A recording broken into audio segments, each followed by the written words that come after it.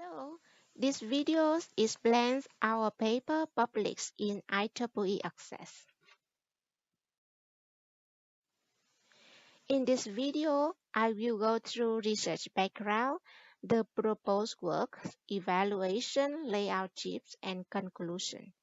I will spend much time for explaining the background because I think that it is important, and I hope to bring you a sufficient overview about this research field. Firstly, what is Society 5.0?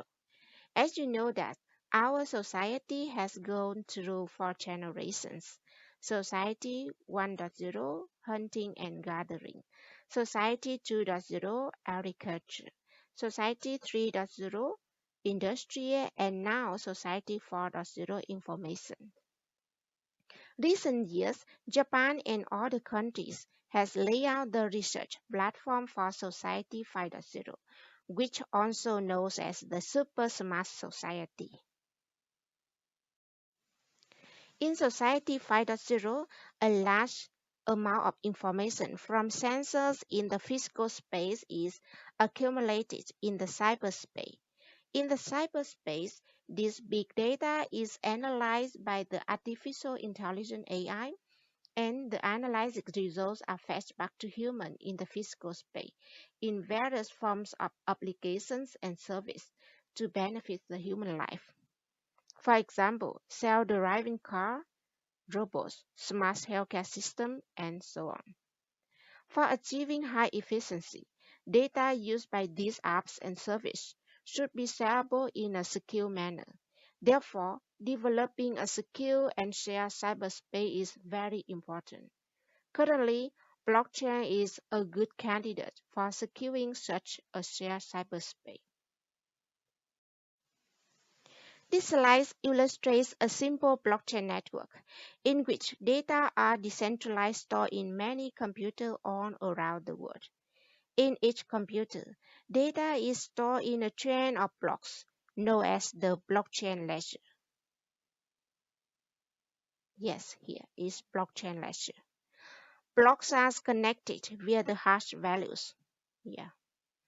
To write data into existing blockchain ledger, the miner must work hardly to find the valid hash values. Yeah, a famous example that employing blockchain technology is cryptocurrencies, such as the Bitcoin, Ethereum, Dash, Ripple, and so on. Among these virtual currency, the Bitcoin is the most popular and the biggest one in the market.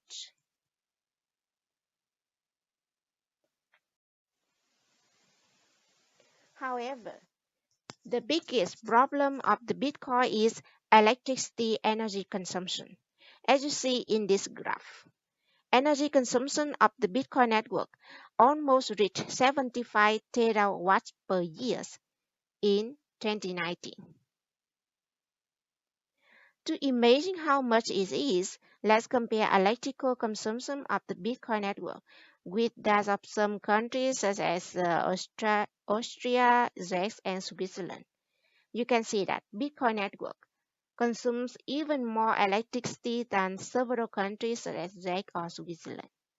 Therefore, reducing energy consumption of the Bitcoin network is an important research topic. The question is why Bitcoin network consumes such high electricity energy. Most of the energy consumption of the Bitcoin network comes from the mining process. The Bitcoin follows the proof of work consensus, in which the miner must work hardly to find the hash value for a new block. This slide illustrates the mining process of the Bitcoin network. It follows 3 steps. Calculate the Merkle tree hash, then step 2 from the header, and then find the hash value of the header. Bitcoin used the double SHA-256 to compute the hash. Values of the non-fields of the header can be changed so that the double hash calculation can be repeated until the valid hash is found. And it is said that the total network needs about 10 power 20 of double SHA calculation in average to find one hash value. That is the reason why Bitcoin consumes such huge amount of electricity. Reducing the power consumption of the double SHA circuit is therefore important to reduce the energy consumption of the Bitcoin network. Yeah, and this is an example of the hardware resource needs for computing double SHA in Bitcoin mining pool. You see that a large number of GPUs are piled up again and again.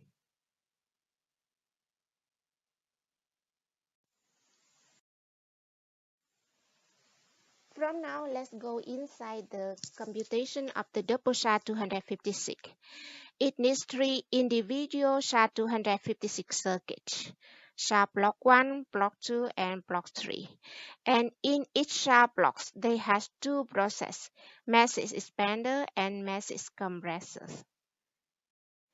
Yes, let's focus on detailed calculation of a SHA circuit.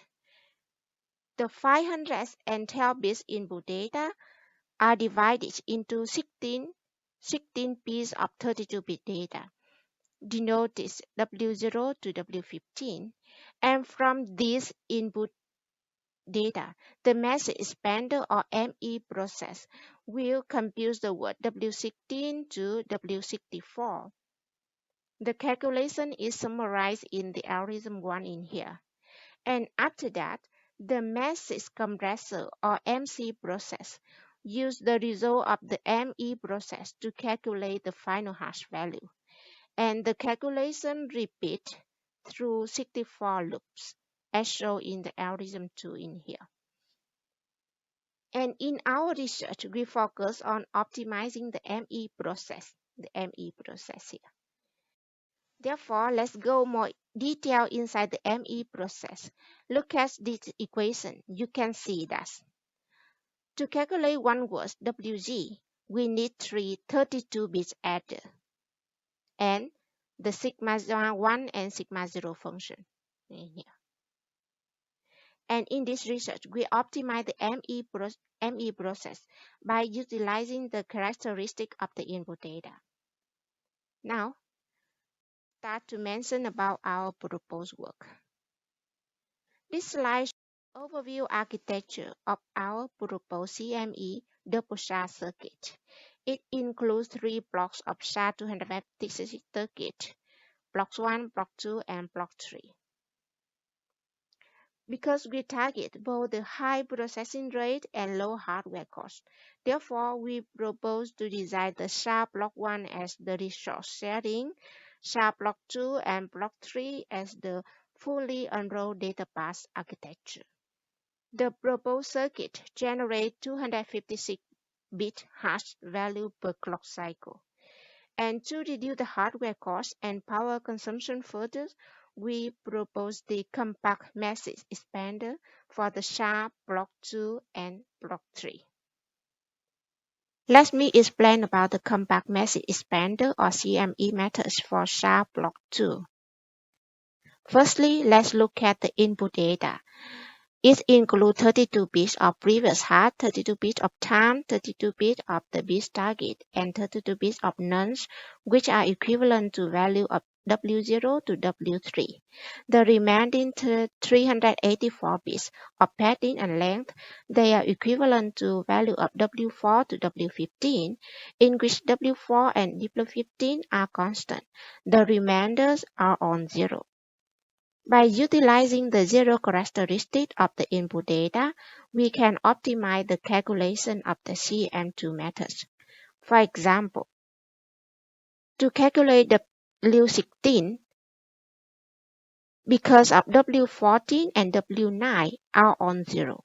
Therefore, we can optimize the calculation. Finally, to calculate W16, it only needs one 32-bit address and one sigma 0 function only. So we can reduce the hardware cost. To understand more about our proposed work, yes, let's go to the section. Similar to W16, we analyzed the remaining 32-bit words from W17 to W63. The final results of the analysis are shown in this figure. Based on the reduction of calculation for updated TPU, we propose several shortened computation circuits for the compact message expander stage 2. For example, shortened computation 1 only contains one 32-bit adder and one function of sigma 0. Shortened computation 2 includes two 32-bit adders and two functions of sigma 0 and sigma 1. Shortened computation 3 includes one 32-bit adder and one function of sigma 1. From route 31 to route 63, because it cannot be optimized, the computation circuit is still a conventional computation. Nextly, we would like to present the hardware design of compact message expander stage 2. Based on the characteristics of the datapath bit width, we classify the hardware of compact message expander stage 2 into three phases. In phase 1, the datapath bit width is a constant. The 380 bits of W4 to W15 are fixed context. Hence, phase 1 do not need to store and pipeline W4 to W15. In phase 2, W20 to W30 must be stored and pipelined. First, datapath bit width in phase 2 is approximately increased from 160 bits to 480 bits. And in phase 3, the datapath bit width for computations of W31 to W57 is the 512 bits without optimization. To eliminate unnecessary values of W in the subsequent clocks, the datapath bit width for computations of W57 to W63 approximately is reduced from 480 bits to 32 bits. In the next point, I want to present the compact message expander algorithm for SHA-256 stage 3. The 512 bits of input data to SHA-256 stage 3 include the 256-bit hash output from the SHA-256 stage 2, concatenated with 256-bit padding and length. The value of first 32-bit padding is 80000, while the value of the last 32 bits is 00082800, and the remaining values are all zeros. Utilizing the zero or constant characteristics of the 256-bit padding and length, we optimize the calculations of W16 to W63. For example, W16 equals sigma 1 of W14 plus W9 plus sigma 0 of W1 plus W0. But W14 and W9 are zeros. We can reduce the computation of W16 to sigma 0 of W1 plus W0. After analyzing for the 46 remaining routes, the results are shown in this figure. Similar to the compact message expander for SHA-256 stage 2, we also propose several shortened computation circuits for the compact message expander stage 3, such as shortened computation 1, 2, 3, and 4. After presenting the algorithm of the compact message expander stage 3, we would like to show the hardware design of the compact message expander stage 3 based on the characteristics of the datapath bit width. The proposed compact message expander circuit for SHA-256 stage 3 is classified into three phases as shown in this figure.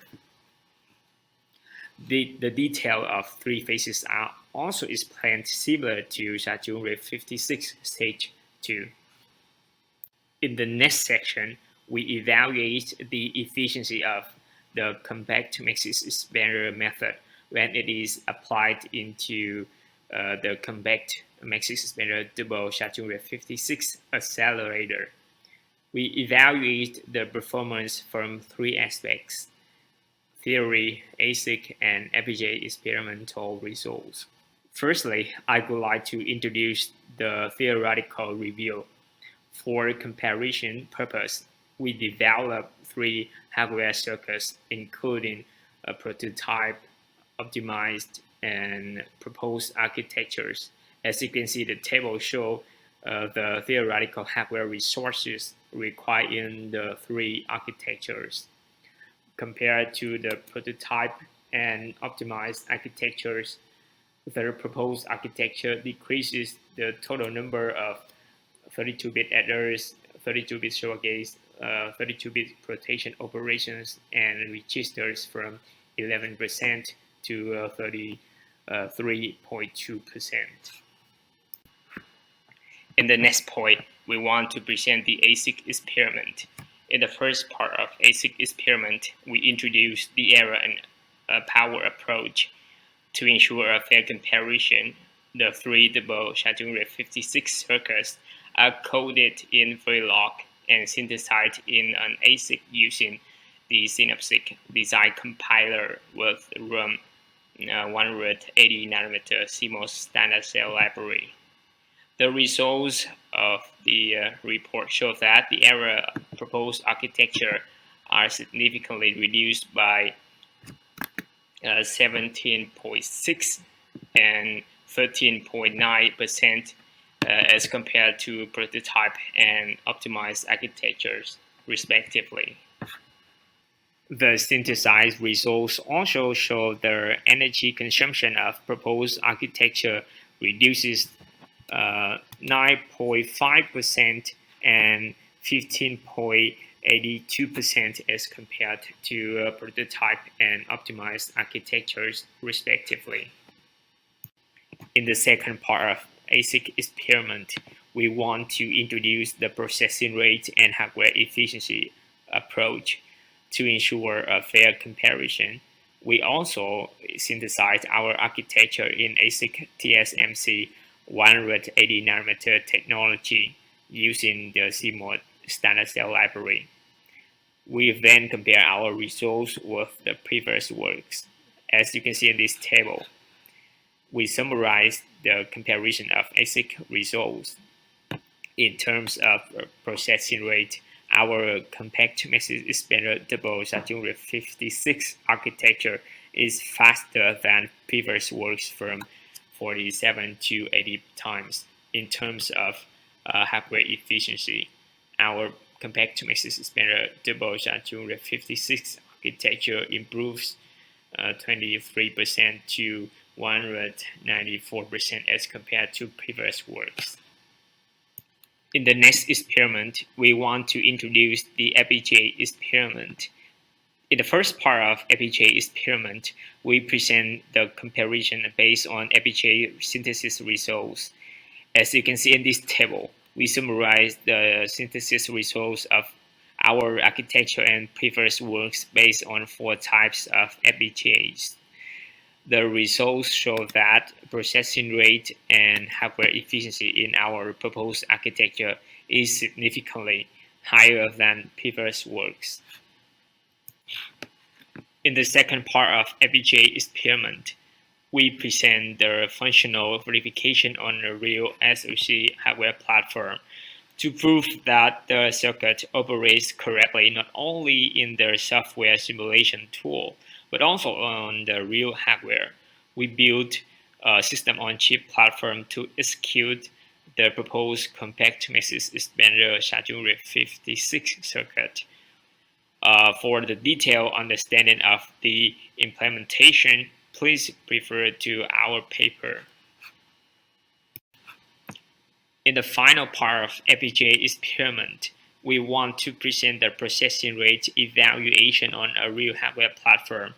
In this part, we evaluate the processing rate of the proposed compact message expander SHA-256 on a real hardware platform, ZCU102, to prove that our architecture outperforms than other high-performance platforms, including CPUs or TPUs.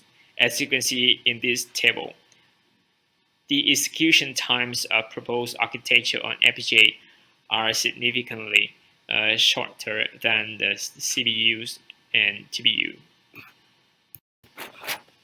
In the end of our paper, we want to present the conclusion and future works.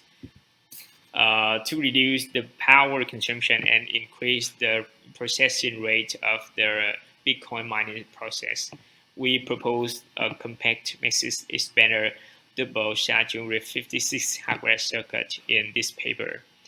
Compact message expander algorithms helps to reduce circuit error and power consumption in the range of 9.5% to 17.6%. We thoroughly verified and evaluated the proposed circuit on both Asic and FPGA platforms.